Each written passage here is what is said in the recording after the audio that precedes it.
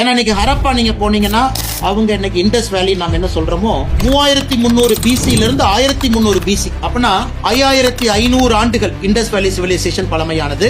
அதே கருத்தை நாம வைக்கிறோம். இண்டஸ் வேலி அழிந்த பிறகு நாம தோன்றல, அது நடந்த பொழுதே பேரலா இங்க நமக்கு நாகரிகம் இருந்துச்சுன்னு தான் நம்ம சொல்றோம். இன்னைக்கு இந்த ரிப்போர்ட்டை வந்து 3 அறிஞர்கள் கொஸ்டின் பண்ணிருக்காங்க. நாம கொஸ்டின் பண்ணலீங்கன்னா நல்லா புரிஞ்சு 3 அறிஞர்கள் அதான் மத்திய அரசு திரும்ப கேட்டிருக்காங்க. ஒன்று யூனிவர்சிட்டி ஆஃப் கல்கட்டால இருக்கக்கூடிய விஷ்ணு பிரியா பசக் என்கின்ற ப்ரொஃபசர் ஆர்கியாலஜிஸ்ட். அவங்க என்ன கேட்டிருக்காங்கன்னா, கீழடியை பொறுத்தவரை லேயரா நீங்க எடுத்திருக்கீங்க. ஒரு சார்கோல், அதாவது ஏதோ ஒரு காலத்துல அழிந்த ஒரு மரம் சார்கோலா மாறி இருக்கு. அந்த கார்பன் டேட்டிங் புளோரிடால் நீங்க பண்ணும் பொழுது அதற்கு ஒரு நேரம் கொடுத்திருக்கீங்க. அது எந்த லேயர்ல கிடைச்சது? அதே போல கீழடியில தமிழ் பிராமி ஸ்கிரிப்ட் இருக்கக்கூடிய பாட்ரி ஓடு அது எங்க கிடைச்சது? நீங்க லேயரை கரெக்டா மார்க் பண்ணல.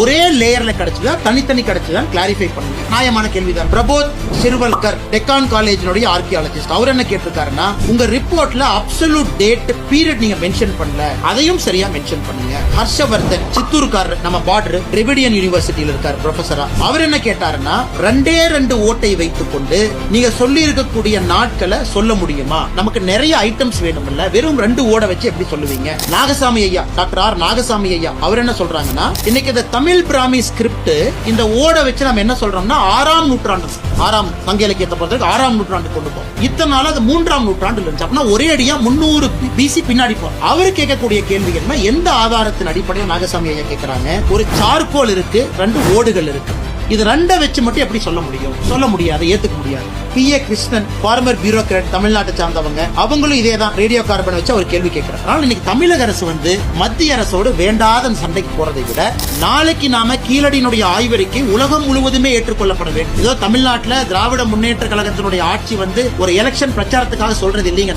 உலகத்துல ஒரு இடத்துல ஒரு டேட் மாறும் பொழுது உலகம் முழுவதும் அதை திரும்ப செக் பண்ணுவாங்க. இது கரெக்டான நேரத்தில் சொல்லியிருக்காங்களா? ஏன்னா எவ்ரிதிங் இஸ் இன்டர்லிங்க்ட். மத்திய அரசு கேட்கறது என்ன? 982 பேஜ்ல சில கிளாரிபிகேஷன் கொடுக்கும். 3 ப்ரொஃபசர் கேள்வி கேட்டிருக்காங்க. ஏற்கனவே சொன்னது போல விஷ்ணு பிரியா பசக், பிரபோத் சிவரல்கர், ஹர்ஷவர்தன் கேள்விகளுக்கு பதில் கொடுங்க. நான் பதில கொடுக்க மாட்டேன் மாநில அரசு சொல்வது எப்படி நியாயமாகும்?